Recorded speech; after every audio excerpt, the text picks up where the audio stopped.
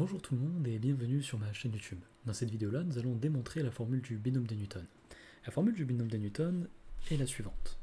Il s'agit de a plus b à la puissance n qui est égal à quoi? C'est tout simplement la somme pour les cas allant de 0 à n des k parmi n facteur de a à la puissance k fois b à la puissance n-k. Alors, pour ceux qui font encore des mathématiques et qui sont dans le supérieur ou bien peut-être en terminale, il se peut que vous ayez déjà vu cette formule-là. Pour ceux qui sont détachés des mathématiques ou bien pour qui les mathématiques sont de lointains et peut-être douloureux souvenirs, il se peut que soit vous ne vous en souveniez plus, soit vous ne l'aviez jamais vue. En réalité, cette formule-là, vous la connaissez peut-être et même très probablement si vous avez fait des maths au collège. Tout simplement car si je vous dis quelles sont les trois identités remarquables que vous connaissez, et il y en a sûrement trois. Il y en a une qui est donc a plus b au carré, a moins b au carré, et a au carré moins b au carré. Mais en réalité, a plus b au carré, ça ne vous dit pas quelque chose? Regardez, ici nous avons a plus b à la puissance n, et là nous avons a plus b à la puissance 2.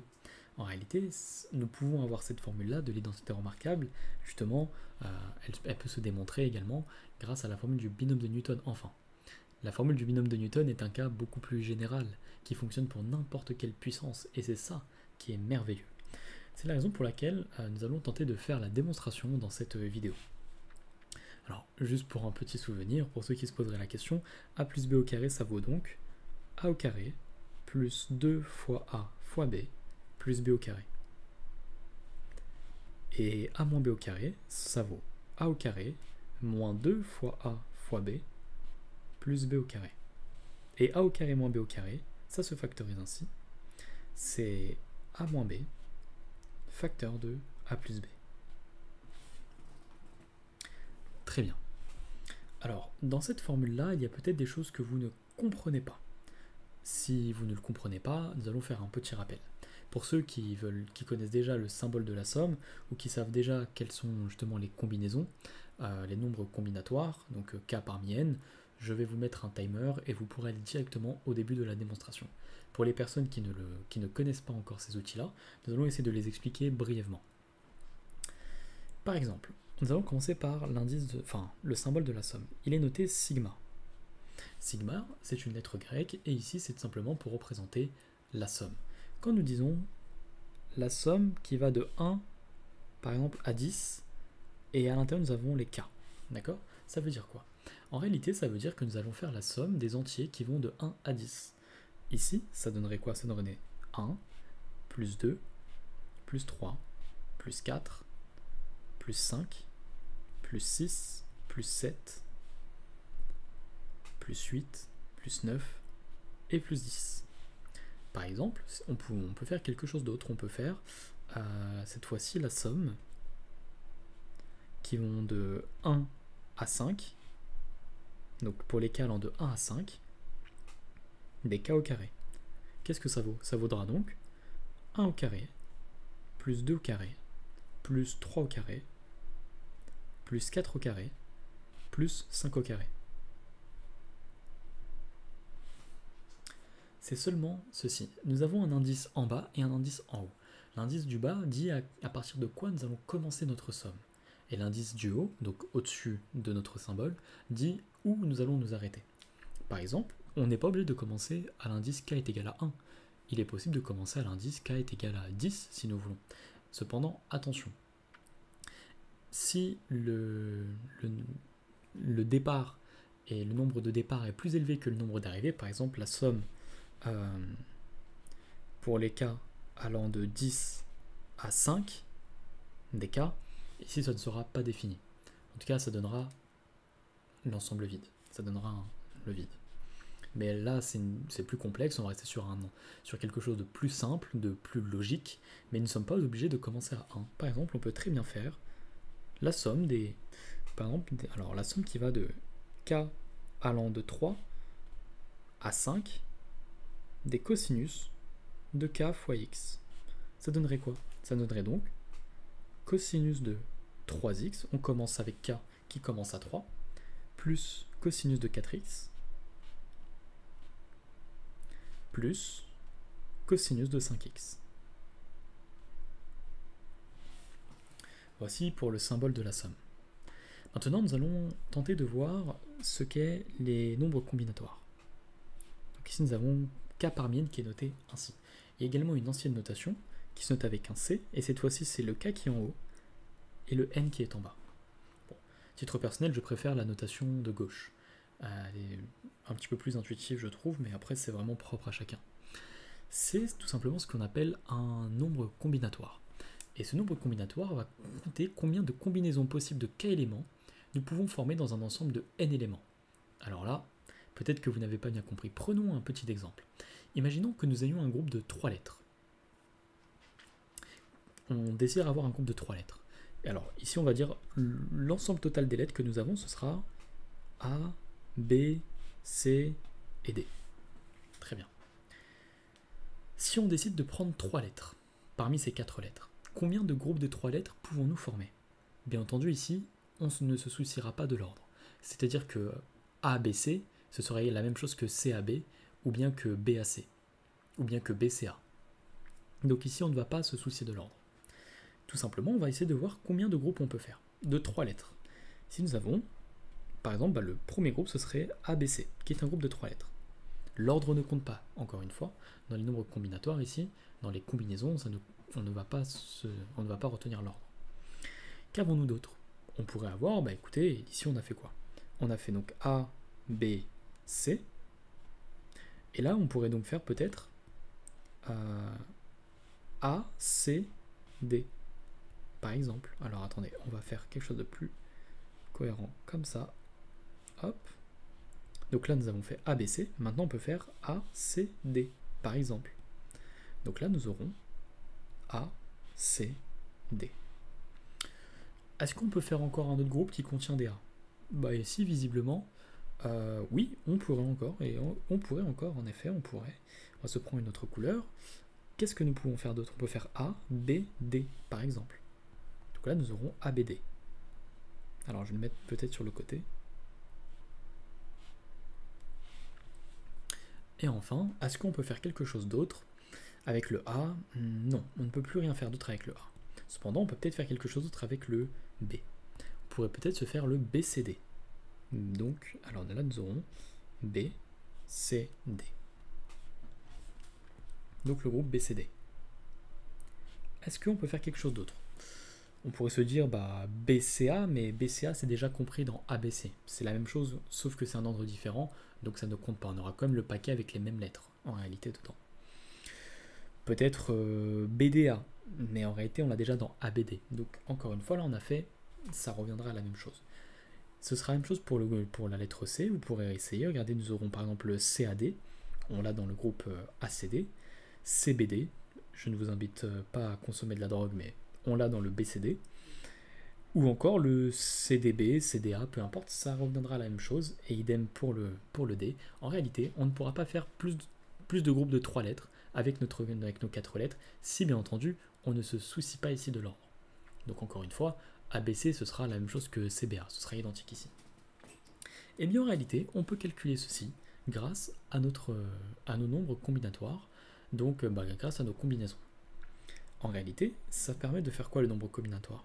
Le nombre combinatoire va nous dire, comme je vous l'avais dit précédemment, ça va compter il y a combien de combinaisons possibles de k éléments, combien de combinaisons possibles plutôt de k éléments nous pouvons former dans un ensemble de n éléments. Donc ici, on voulait savoir combien de groupes de 3 lettres on pouvait former avec 4 lettres. Donc ça se noterait en réalité, il y a combien d'éléments au total? L'ensemble d'éléments, c'était 4. Donc ce serait n est égal à 4. Et c'est quoi le groupe de k éléments qu'on voulait? Donc c'est un groupe de 3 éléments. Donc ici, le k serait été égal à 3. Et nous l'aurions noté ainsi. 3 parmi 4 plutôt. Il existe une formule pour calculer ceci. Alors la formule est la suivante. Si nous avons k parmi n, cela donne, la formule c'est donc factoriel k, alors c'est plutôt factoriel n divisé par factoriel k, facteur de factoriel n-k. Pour ceux qui ne le savent pas, on dit d'abord factoriel de quelque chose, on ne dit pas k factoriel ou n factoriel, on dit factoriel n. Voici la formule. C'est quoi le petit point d'exclamation que vous voyez ici? Le point d'exclamation en réalité est un outil mathématique. Il s'agit ici de la factorielle. Donc ici ce sera donc, par exemple, on aura factoriel n. C'est quoi concrètement la factorielle? Factoriel n par exemple c'est quoi? En fait c'est le produit de tous les termes jusqu'à n. Par exemple, n ce sera donc, factoriel n sera 1 fois 2 fois 3 fois 4 fois blablabla fois n. Donc c'est quoi par exemple factoriel 5? Factoriel 5 c'est 1 fois 2 fois 3 fois 4 fois 5. Et c'est là que vous vous rendrez compte qu'on peut très vite avoir de très très grands nombres avec factoriel 50 par exemple, pour ceux qui veulent s'amuser à voir les combinaisons qui existent au loto, à l'euro million, bon courage. Voilà, on l'utilisera ainsi par exemple. Donc ça va être un petit peu compliqué. Un petit peu en tout cas. Bon, maintenant nous avons les outils mathématiques nécessaires pour commencer la démonstration. Je vais peut-être vous donner d'abord une petite propriété, quelques propriétés plutôt, qui sont les suivantes. Alors, 0 parmi 0, ça vaut 1 par convention. C'est la même chose que n parmi 0. Ça vaudra toujours 1. C'est la même chose que n plus 1 parmi 0, ce sera la même chose, ça vaudra 1. Et c'est identique à n parmi n, ça vaudra 1. Alors on peut s'amuser à faire les démonstrations, mais bon, je pense qu'on peut... Bon, on va peut-être démontrer certaines. 0 parmi 0, ça donnerait quoi? Ça donnerait donc factoriel 0, divisé par factoriel 0, facteur de 0 moins 0, factoriel 0 moins 0. Alors par convention, si j'ai oublié de le préciser, par convention, factoriel 0, ça vaut 1. Donc ici nous aurons, en réalité, ça fait factoriel, donc ça fait 1 divisé par 1 fois 1, ce qui fait 1. Ce sera alors on va faire la même chose pour factoriel ici, donc ce serait le... non pardon, j'ai dit des bêtises, c'est n ici, c'est 0 là, ici c'est n plus 1, et c'est 0 là, voilà. 0 parmi quelque chose, 0 parmi quelque chose, ça fera toujours 0. Donc c'est important de le savoir. 0 parmi n, c'est en réalité la même chose que 0 parmi n plus 1, on s'en fiche. Donc on va faire que la démonstration pour un des deux. Ce sera la même chose. Donc 0 parmi n, ça vaut quoi 0 parmi n? Ça vaut donc... Alors, moi je commence toujours par le dénominateur parce que c'est toujours le plus grand à écrire, donc c'est pour avoir la bonne barre de fraction et que ce soit bien centré. Alors voici ce que nous avons. Donc factoriel n divisé par factoriel 0 fois factoriel de n-0. Alors ça donnerait quoi? Ça donnera donc factoriel n divisé par une fois factoriel n, ce qui fait donc factoriel n divisé par factoriel n, ce qui donne bien 1. Et maintenant, si nous avons donc n plus 1 ou bien n parmi n, c'est la même chose que n plus 1 parmi n plus 1, ça donne quoi? Ça donnera donc factoriel n divisé par factoriel n facteur de factoriel n-n, ce qui donne factoriel n divisé par factoriel n, et n-n ça vaut 0, donc ça fait 0 factoriel, enfin factoriel 0, ce qui fait bien factoriel n divisé par factoriel n fois 1, ce qui donne 1. Si on avait eu des n plus 1, vous remplacez juste le n par n plus 1. Donc voilà. Une autre propriété qui peut être peut-être intéressante, si vous le désirez, factoriel n, c'est quoi? C'est n facteur de factoriel n-1. C'est un petit peu logique, par exemple, regardez. C'est quoi factoriel 5? C'est 5 fois 4 fois 3 fois 2 fois 1. Mais c'est quoi factoriel 4? C'est 4 fois 3 fois 2 fois 1. Donc en réalité, si on peut le réécrire, ça ferait 5 fois factoriel 4, par exemple. Donc voilà pour les nombres combinatoires.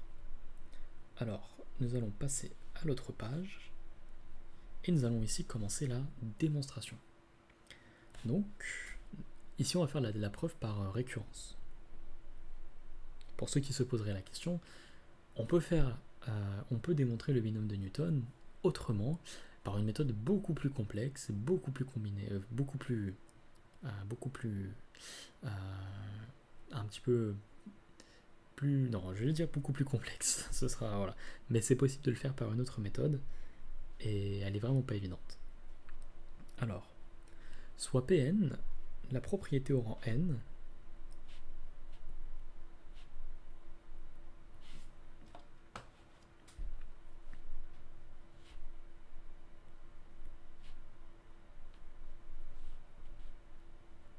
alors la propriété au rang n, ici on dira que ce sera donc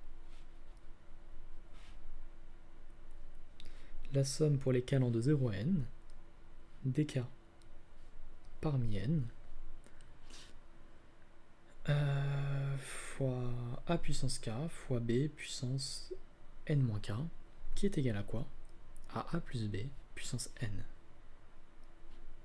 Voici ce que nous désirons démontrer. Donc c'est parti, nous allons commencer la démonstration. Alors, la première étape dans une récurrence, c'est de commencer par l'initialisation. C'est-à-dire qu'on souhaite démontrer le résultat pour le premier rang. Donc l'initialisation. On veut donc montrer ici que le premier rang, ça commence à k est égal à 0. On veut donc voir si pour le premier rang, c'est vrai. Donc pour n est égal à 0.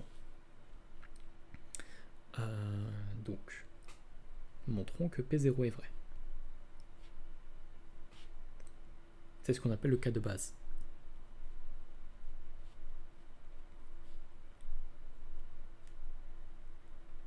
Alors, on va vérifier ça. Ça fait quoi?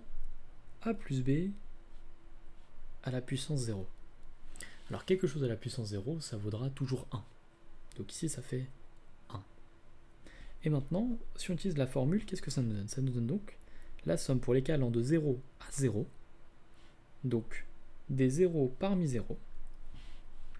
Parce que c'était k parmi n, mais ici k vaut 0 et n vaut 0. Des a puissance 0 fois b puissance n-k, et n ici ça vaut 0, et donc k ici également ça vaut 0. Donc, ce qui donne ceci. Alors ça fait quoi? On avait vu précédemment que 0 parmi 0, ça valait tout simplement 1. Donc c'est ce que nous avons démontré.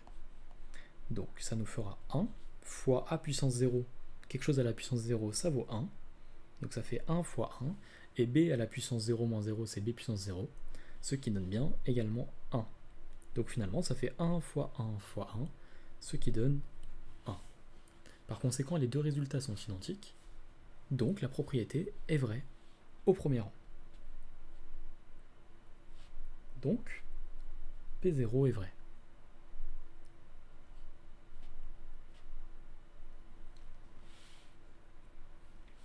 Nous allons passer à la phase de l'hérédité, donc c'est là que ça deviendra un petit peu plus compliqué. Mais bien entendu, ne vous en faites pas, nous allons réussir, j'en suis convaincu. Alors,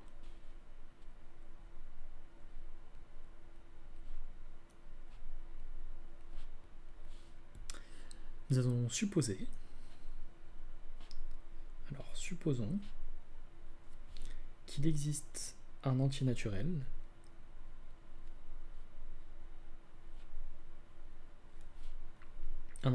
n, donc un n qui appartient à l'ensemble des entiers naturels, tel que la propriété Pn est vraie. Maintenant, montrons que la propriété est vraie au rang n plus 1.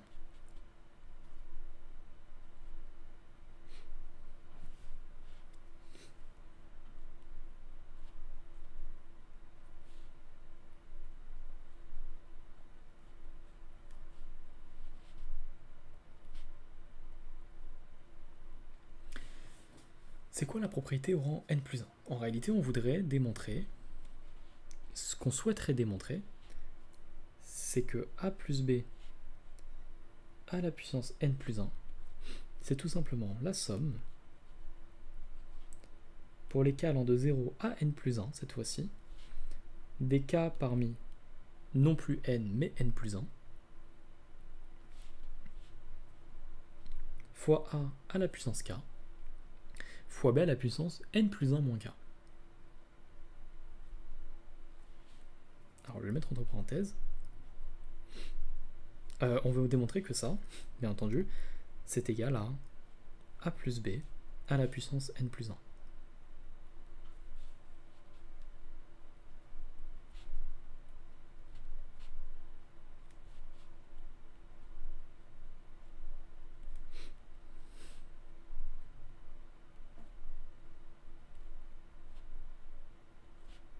Très bien. Alors nous allons partir du résultat, enfin on va partir un petit peu de la base. Nous allons commencer avec a plus b à la puissance n plus 1. Qu'est-ce que a plus b à la puissance n plus 1? En réalité c'est a plus b fois a plus b à la puissance n. Donc ça on peut l'écrire.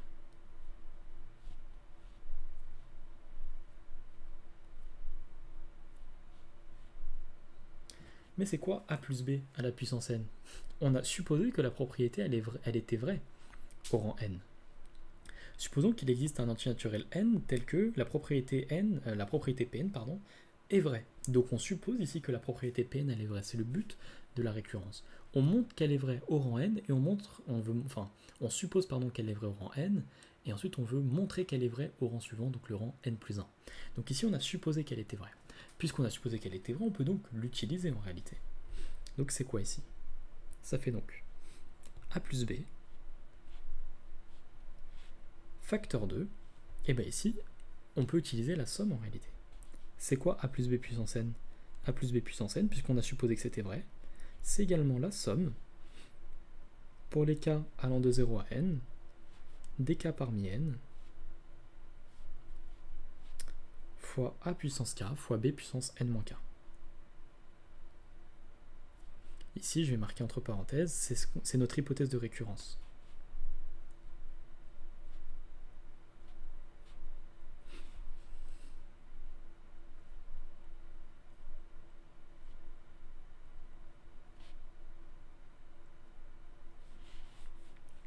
Très bien. Et bien maintenant, on va tout simplement développer. On va distribuer notre produit. Ça fait a fois la somme plus b fois la somme. Donc ça fait a fois cette somme.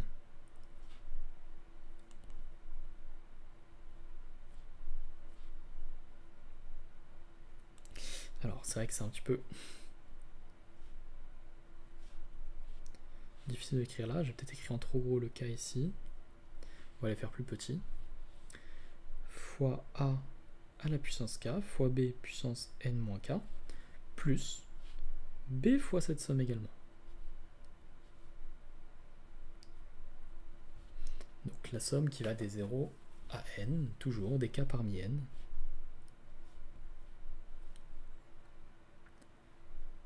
Fois a puissance k fois b puissance n moins k. Puisque c'est en produit, regardez le a est en produit devant la somme, on peut le rentrer dans la somme en réalité. Donc ça fait quoi? Ça fait toujours notre belle somme. Donc ce sera quoi? Ce sera donc des k parmi n fois a puissance k fois b puissance n moins k. Mais a fois a puissance k, ça fait quoi en réalité? Eh bien en fait ça fait a puissance k plus 1. Donc on va directement le mettre a puissance k plus 1 fois b puissance n moins k. Plus, alors pareil pour le b, ici le b on va le rentrer dans la somme. Donc puisque ici il est en facteur, on peut le rentrer. C'est donc la somme des k allant de 0 à n, des k parmi n, fois a puissance k fois b puissance n moins k. Mais ça fait quoi ça? Ça fait b puissance n moins k plus 1. Donc ici ça fera b puissance n moins k plus 1. Ou bien on peut directement le mettre, ça fait n plus 1 moins k. Ouais, voilà. Très bien. Alors, petit rappel au cas où si certains l'auraient oublié, x fois a fois x fois b, ça donne quoi? Ça fait x fois x puissance a fois x puissance b, ça fait x puissance a plus b. Donc ici, c'est ce que nous avons fait. Quand nous avions a fois a puissance k, en réalité, c'est a puissance 1 fois a puissance k. Ce qui est bien a puissance 1 plus k, donc k plus 1, c'est la même chose. Donc, ça, c'était un petit rappel. Très bien. Maintenant, regardons un petit peu ce que nous avons ici dans cette somme-là.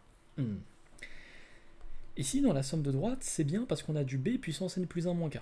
Et c'est clairement ce qu'on veut avoir. Regardez, on veut avoir du b puissance n plus 1 moins k. Cependant, on voudrait que la somme aille de 0 à n plus 1. Ça, on va peut-être s'en occuper après. Dans la somme de gauche, qu'avons-nous? On a une somme qui va de 0 à n pour les a, donc des k parmi n fois a puissance k plus 1. Ça, par contre, ça nous dérange un petit peu. Parce que nous, on ne doit pas avoir du a puissance k plus 1, mais on souhaite avoir du a puissance k. Donc en réalité, ici, on va essayer de tricher un petit peu. Comment on va tricher un petit peu? On va faire ce qu'on appelle un changement d'indice. C'est pas de la triche, c'est tout à fait légitime en mathématiques. Pour ce faire, en réalité, on va décaler les indices de notre somme. Ça ne changera pas grand-chose, mais ça nous permet de nous ramener à quelque chose qui nous intéresse. Si on dit que cette fois-ci, en fait, la somme, regardez, la somme ici, ça va être quoi? Ça va donc être la somme des,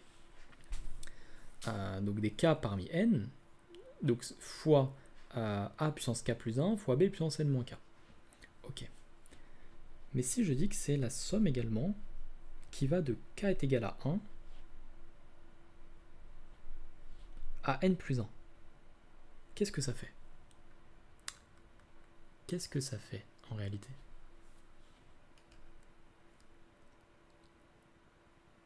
Eh bien ici,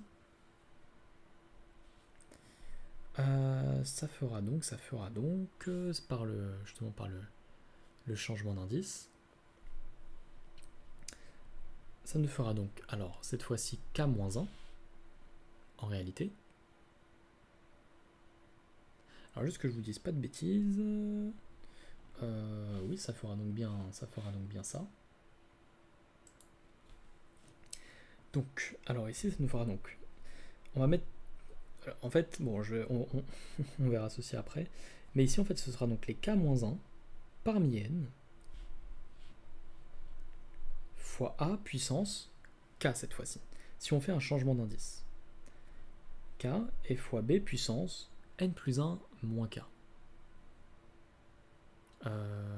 Oui, n plus 1 moins k.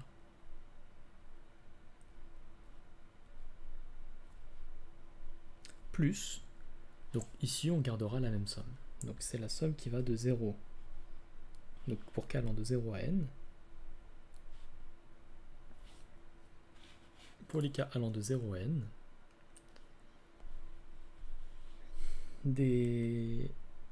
donc des k parmi n, fois a puissance k, fois b puissance n plus 1 moins k.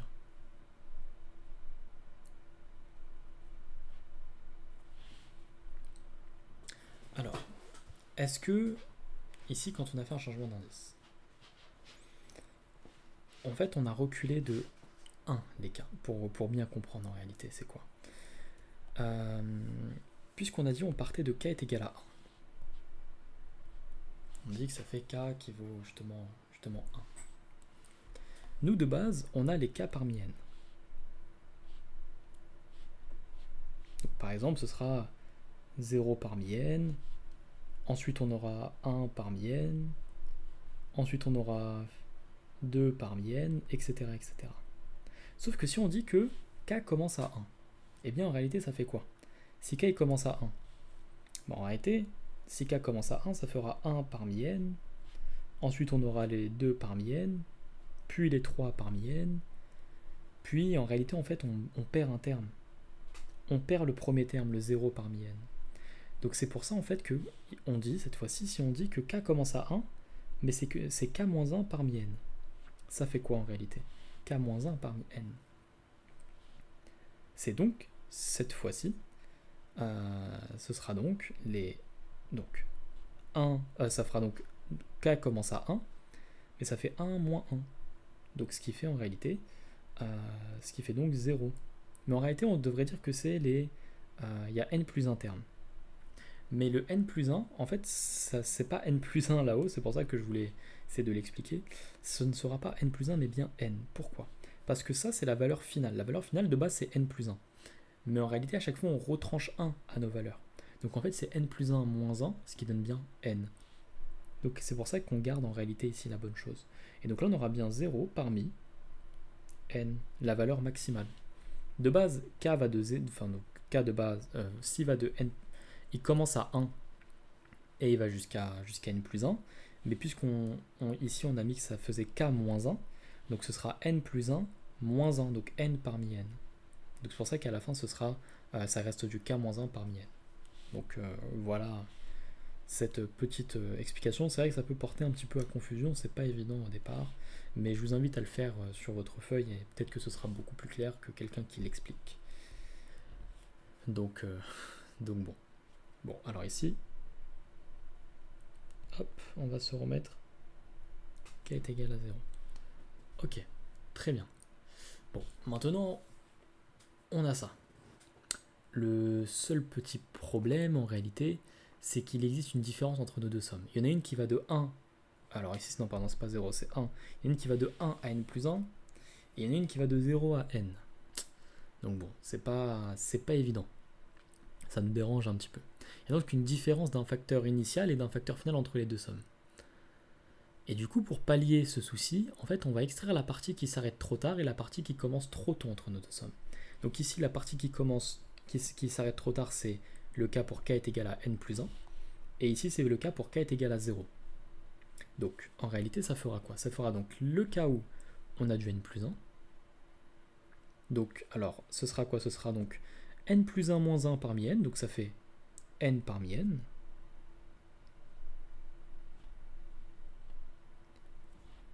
fois a puissance n plus 1, fois b puissance n plus 1 moins 0, donc ça fait moins n plus 1, pardon, donc ça fait b puissance 0. Donc en réalité, ça fait, bon, on va laisser le puissance 0 parce qu'il va nous servir. Donc ça, c'est plus quoi? Plus la somme qui va de k est égal à 1 à n cette fois-ci, parce que ça ne s'arrête plus à n plus 1, ça s'arrête à n puisqu'on a extrait le cas n plus 1. Le k n plus 1, il est là. C'est celui-ci, c'est n parmi n fois a puissance n plus 1 fois b puissance 0. On l'a extrait. Par exemple, pour comprendre, en réalité, c'est quoi la somme pour les k allant de 0 à 10 des k? On a dit que c'était les 1, plus 2, plus 3, plus 4, plus 5, plus blablabla, plus 10. Ok. Mais en réalité, c'est également égal à quoi? C'est également égal à 10 plus la somme pour les k allant de 0 à 9. Par exemple, des k. La somme des k pour les k allant de 0 à 9. Ce qui fait donc 10 plus 1, plus 2, plus 3, plus blablabla, plus 9. Ça reviendrait à la même chose. Donc là, c'est exactement ce qu'on a fait. Ce sont les mêmes sommes, sauf qu'on a extrait le terme, on a sorti de la somme le terme qui sortait trop tard. Qui finissait trop tard. Qui finissait trop tard par rapport à l'autre somme. L'autre somme finit à n. Et pour l'autre somme, ce sera la même chose. Alors juste, je vais terminer d'écrire. Donc c'est k moins 1 parmi n fois a puissance k fois b puissance n plus 1 moins k. Et là maintenant c'est quoi? Maintenant nous avons donc, là on a un terme qui commence trop tôt. C'est le terme, enfin la somme commence trop tôt, la somme commence à 0. Et ici notre somme elle commence à 1. Donc en fait on va essayer de faire commencer les deux à 1. Pour ce faire, qu'est-ce qu'on va faire en réalité? Pour ce faire, on va tout simplement extraire le terme qui commence trop tôt. Donc le cas où k est égal à 0. Donc c'est quoi? Donc c'est plus 0 parmi n fois a puissance 0 fois b puissance n plus 1 moins 0, donc n plus 1. Plus, cette fois-ci c'est la somme, mais qui commence plus à 0, mais à 1. Donc k est égal à 1 jusqu'à n des k parmi n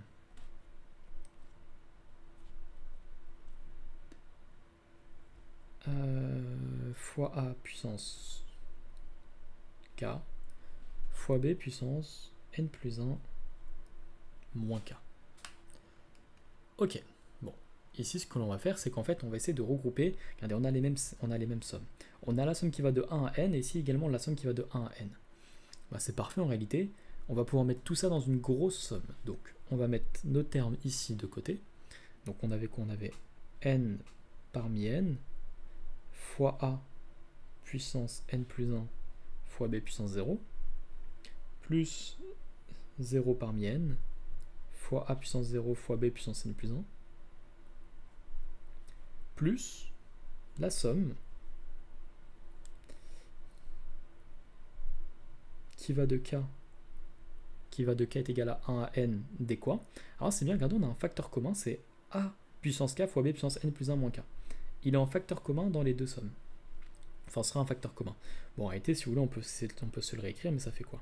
Ça ferait en réalité a puissance k fois b puissance n plus 1 moins k fois les k moins 1 parmi n, plus a puissance k fois b puissance n plus 1 moins k des k parmi n cette fois-ci. Alors bien entendu, tout ça est dans la somme. Donc c'est la somme de tout ça. Bon, en réalité, ici, on voit bien qu'on a un facteur commun. Le facteur commun, il est juste là. Hop. On va se remettre. Je crois que je l'avais mis à 10, le stylet. Ouais.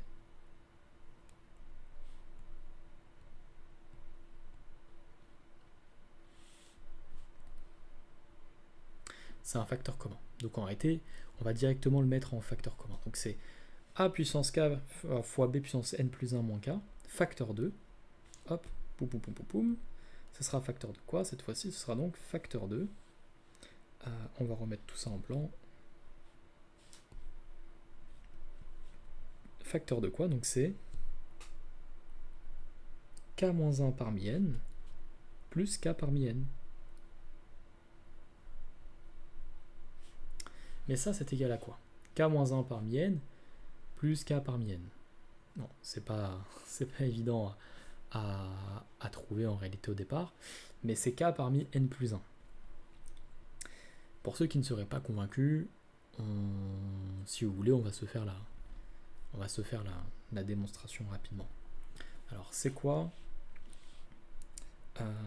Nous avons donc k-1 parmi n plus k parmi n. Ça, c'est important de connaître ce résultat. Alors, ça fait quoi ce résultat? C'est donc factoriel n divisé par factoriel k-1 facteur de n moins k-1. Enfin, factoriel n moins k-1. Donc ça, hop, on va se le mettre avec une certaine couleur, on va se le mettre en rose, en jaune, pardon. Donc là, voici le jaune ici, hop. Plus, et là on va se le mettre en rose, ok. On va se le mettre en rose, plus, et du coup c'est quoi? Donc c'est factoriel k. Donc c'est, pardon, factoriel n d'abord divisé par factoriel k fois factoriel n moins k.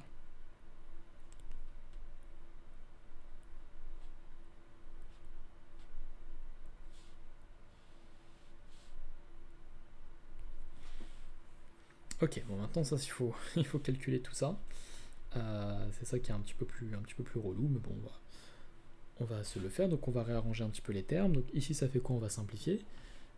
Ça fait tout simplement donc, alors ici ça fait factoriel k-1, et en bas on avait n moins k-1, donc ça fait n plus 1 moins k. Voilà. Divisé par factoriel n plus factoriel k. Donc là ça bouge pas.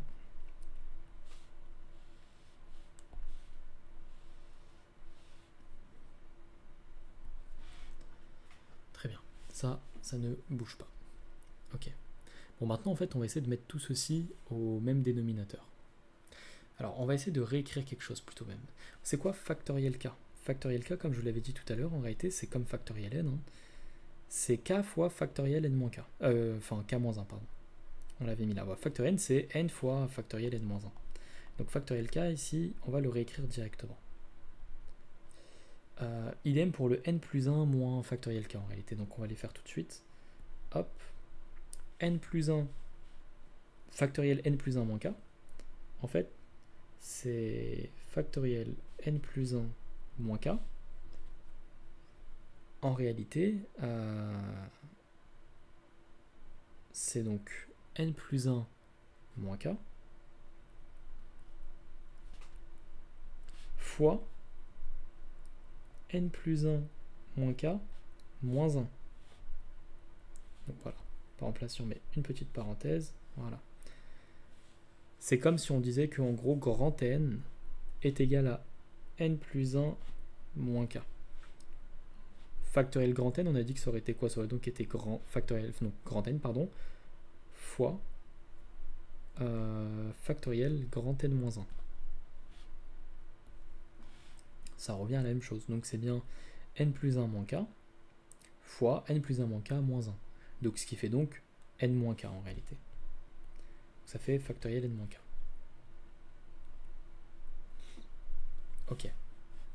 Donc là, on va pouvoir le mettre directement. Donc fois factoriel n moins k. Vous allez comprendre pourquoi on le fait, parce que ça nous permet de en fait, mettre des facteurs communs, d'identifier directement les termes. Et idem, ici, nous avions donc, on avait factoriel k fois factoriel n-k, donc factoriel k c'est k fois factoriel k-1.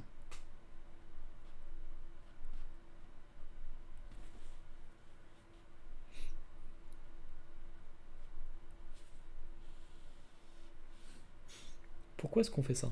Parce que maintenant, en fait, on peut identifier facilement les facteurs qui sont communs. On a du k-1 factoriel ici, et on a du n-k factoriel ici.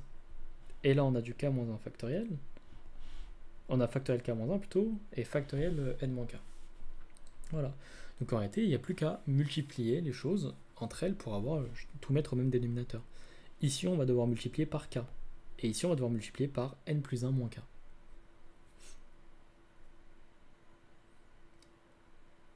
Ce qui fait donc que tout ceci, c'est égal à quoi? Si on se met à la ligne en dessous, on va se mettre là plutôt, ce sera donc, alors, nous aurons quoi? Nous aurons du k-1, et nous aurons du n plus 1 moins k, n moins k ici, voilà. Et là, nous aurons quoi? Nous aurons donc du k fois factoriel n plus factoriel n facteur de n plus 1 moins k. Ok. Donc ça fait quoi tout ceci? On a du factoriel n en facteur commun. Ce qui fait donc, et là on va pouvoir simplifier, regardez, k fois factoriel n k-1, ça fait quoi? Ça fait factoriel k. N plus 1 moins k, facteur de n moins k, factoriel n moins k, ça fait n plus 1, enfin ça fait plutôt factoriel n plus 1 moins k. Donc là, on va pouvoir mettre ça directement. Et là, on a du factoriel n en commun. Donc ça fait factoriel n, facteur 2, k plus n plus 1 moins k. Mais n plus 1 moins k, ça fait, donc ça va juste faire n plus 1. K plus, non, ça fait n plus 1 plus k moins k. Donc ça fait n plus 1.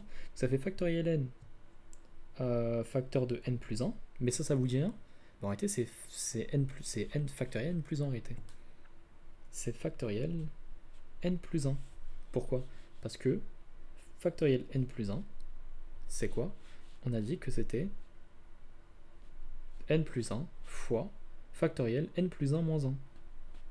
Donc, les moins 1, enfin les 1 vont s'enlever, ils vont s'annuler.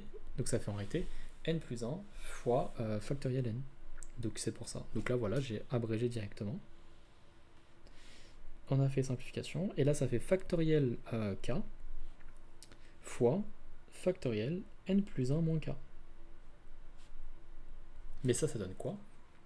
Ça donne en réalité, hop, ici, c'est k parmi n plus 1. Pourquoi? Parce que quand nous avions k parmi n, c'est quoi la formule de k parmi n? La formule de k parmi n, c'est tout simplement factoriel k. Ici, c'est factoriel n moins k. Et là, c'est factoriel n. Si on met, alors en bleu les k, donc les k sont là. Ici, idem, on a le k qui est là.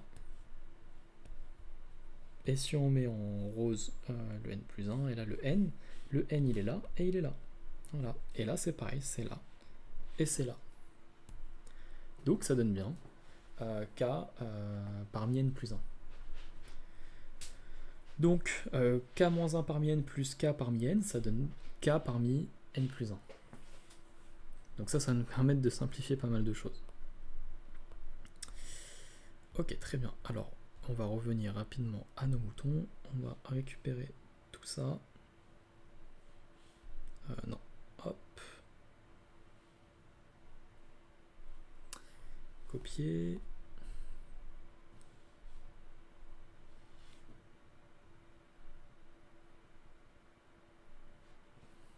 Voilà. Donc ça, c'est égal à quoi, en réalité? C'est égal à... Donc, c'est donc égal à n parmi n fois a puissance n plus 1 fois b puissance 0 plus 0 parmi n fois a puissance 0 fois b puissance n plus 1 plus la somme qui va donc de k est égal à 1 à n d.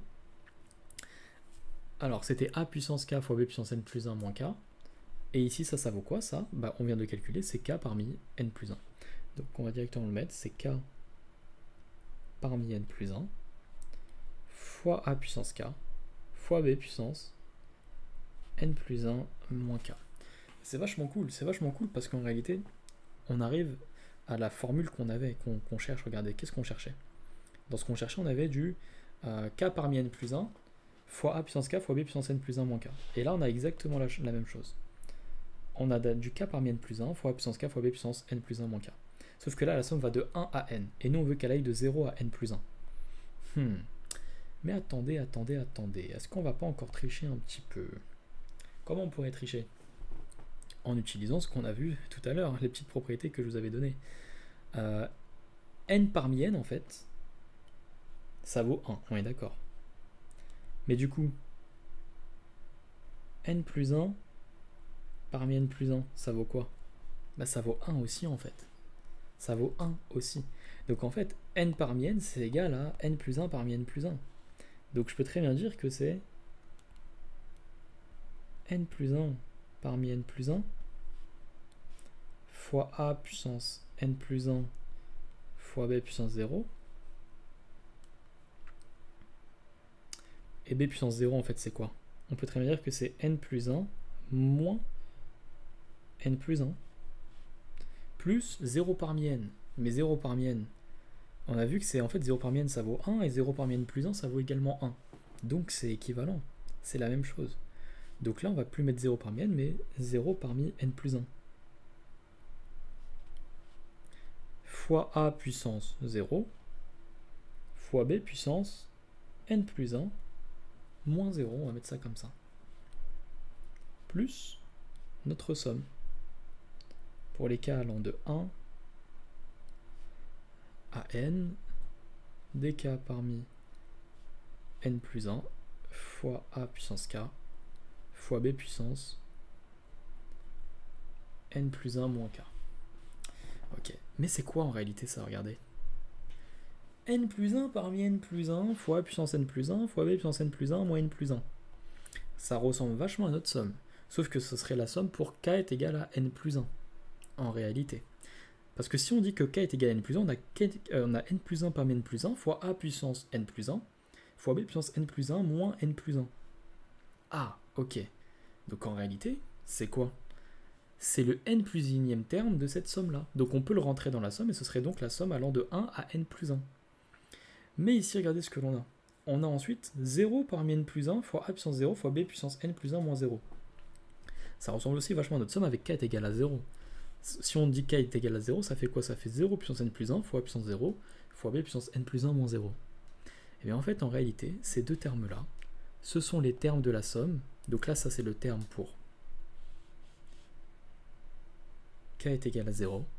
Et celui-ci, c'est le terme pour k est égal à n plus 1. Donc en réalité, tout ceci, on peut le rentrer. On peut le rentrer dans la somme. Et ça vaudrait quoi? Ça vaudrait tout simplement la somme des k allant de 0 à n plus 1. Donc en fait, c'est la somme, hop, c'est un peu moins pratique, on va mettre ça comme ça. Donc en fait, c'est tout simplement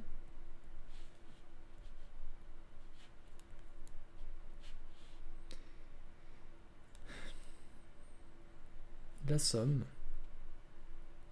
des k égale à 0 des k parmi n plus 1, des k allant de 0 à n plus 1, pardon, donc des k parmi n plus 1 fois a puissance k fois b puissance n plus 1 moins k. Et c'est exactement ce qu'on souhaitait démontrer. Si vous vous souvenez bien, on avait dit quoi? On veut démontrer que c'est quoi? C'est que c'est donc la somme des k allant de 0 à n plus 1 des k parmi n plus 1 fois puissance k fois b puissance n plus 1 moins k. Donc on a démontré que a plus b puissance n plus 1, ça valait tout simplement ça. Donc, la propriété, elle est vraie au rang n plus 1.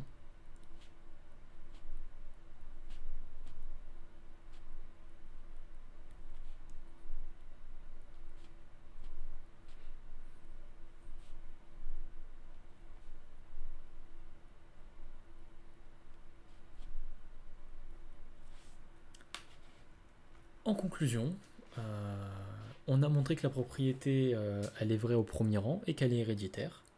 Donc, elle est vraie pour tout n. Voilà. Donc, elle est vraie pour tout n. Donc ça, c'est la conclusion qu'il faudrait marquer. Mais bon, ici, moi, je marque jamais mes conclusions de récurrence, mais c'est mauvais, il faut le faire. Alors, si on marque une récurrence soignée, c'est donc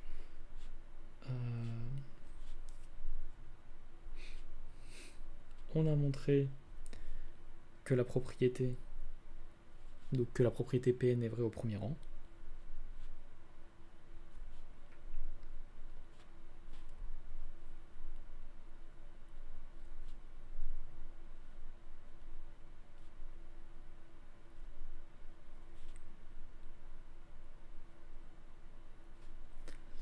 Et qu'elle est héréditaire.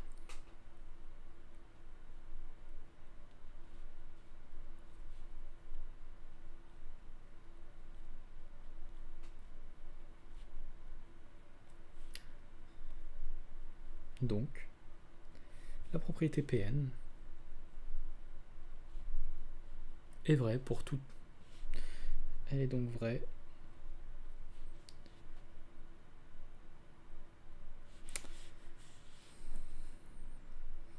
pour tout n appartenant, enfin pour tout entier naturel n. Voilà. Voilà comment on montre la formule du binôme de Newton. Alors maintenant, juste avant de conclure, vous donner une petite astuce qui est vachement très pratique. C'est la règle de Newton que j'ai appris il n'y a pas très longtemps. Et je me disais que c'était peut-être pertinent de la partager avec vous. Comment calculer rapidement, par exemple, a plus b puissance 7. Bon courage. Vous allez utiliser la formule, vous allez à chaque fois calculer les combinaisons, etc. Les nombres combinatoires, c'est pas évident. Vous pouvez utiliser le triangle de Pascal, ça va peut-être vous aider. Et une petite astuce qui est vachement pratique. Ça commence comment? Alors tout d'abord, vous allez donc on sait qu'il y aura du a puissance 7. Donc on commence par a puissance 7. Ok? Le prochain terme, donc en fait a puissance 7, c'est a puissance 7 fois b puissance 0. Ok? Et b puissance 0, ça vaut 1. Donc on va quand même marquer fois b puissance 0. Le prochain terme, ce sera du a puissance 6 fois b puissance 1. On réduit de 1 la puissance de a et on augmente de 1 la puissance de b à chaque fois. Jusqu'à ce que la puissance de a vale 0. Mais devant, il doit y avoir un petit coefficient. Mais comment savoir c'est quoi la place ce coefficient-là? Comment on peut faire? Eh bien en réalité, comment on fait? Ici, on va le mettre en... C'est 1 fois a puissance 7. Le coefficient ici, donc on va le mettre en bleu. En fait, c'est donc le coefficient devant le a fois la puissance du a divisé par la position de ce terme-là. Il est en première position dans la formule, donc c'est divisé par 1. Donc c'est 1 fois 7 divisé par 1. Donc ça fait 7. C'est 1 fois 7 divisé par 1, ce qui fait 7. Si vous avez compris, c'est quoi le prochain terme? Alors le prochain terme, on aura du a puissance 5 fois b puissance 2. Mais c'est quoi ici? Le prochain terme, ici le coefficient devant. Et bien ce sera quoi? Ce sera cette fois-ci 7 fois 6 divisé par la position de ce terme-là. C'est en deuxième position. 1, 2. Donc ce qui fait 7 fois 6, 42, divisé par 2, ça fait 21. Là, on a 21. Ce qui fait 7 fois 6 divisé par 2, 21. Et ainsi de suite. Ainsi de suite. En réalité, voilà comment on fait. Donc ici, par exemple, on a quoi? Le prochain terme, donc ce sera du a puissance 4 fois b puissance 3. Mais c'est quoi ce qui est devant? Bah, c'est 21 fois 5 divisé par 3. Donc 21 fois 5 divisé par 3, ici ça devrait donner donc du 35, si je ne me trompe pas. Donc ça va faire 35. Donc c'est parce que c'est en troisième position. Donc 21 fois la puissance de a, donc c'est 5, divisé par, c'est en troisième position, 1, 2, 3, du coup bah voilà, 35. Plus 35 fois 4 divisé par 4, ça fait également 35. Donc ça fera 35 fois a puissance 3 fois b puissance 4. Plus 35 fois 3 divisé par 5 cette fois-ci. Alors c'est 1, 2, 3, 4, 5 c'est ça. 35 fois 3 divisé par 5, ça va faire du 21. Après à ce moment-là, c'est par symétrie. En fait c'est une symétrie. De base ça faisait 1, 7, 21, 35. Là on a 35, ensuite ça va faire 21, 7, 1. Grâce au triangle de Pascal. Donc 21 a au carré fois b puissance 5, plus 7 fois a puissance 1, donc 7 fois b puissance 6, plus b puissance 7. Donc voilà comment ça fait. Donc ça fait a puissance 7, plus 7 fois a puissance 6 fois b puissance 1, donc fois b en réalité, ainsi de suite, ainsi de suite, ainsi de suite. Moi aussi je l'avais mis, mais bref. Bah voilà, c'est une petite astuce, une de ce qu'on appelle la règle de Newton. Je l'ai découvert il n'y a pas très longtemps, je trouve que c'est vachement bien, vachement pratique, plutôt qu'à chaque fois de refaire son triangle de Pascal, mais bon, faut être un petit peu bon en calcul mental, mais normalement ça devrait pas poser trop de difficultés, ça devrait aller, ça reste des multiplications assez simples. Bon, j'espère que cette vidéo vous aura plu, j'espère que cette vidéo vous aura aidé, et puis bon courage dans vos démonstrations, bon courage dans vos mathématiques, et bon courage dans votre vie, et voilà, que la paix soit sur vous, et passez une agréable fin de journée, ou une agréable journée, ou une agréable soirée, en fonction de l'heure à laquelle vous visionnerez cette vidéo.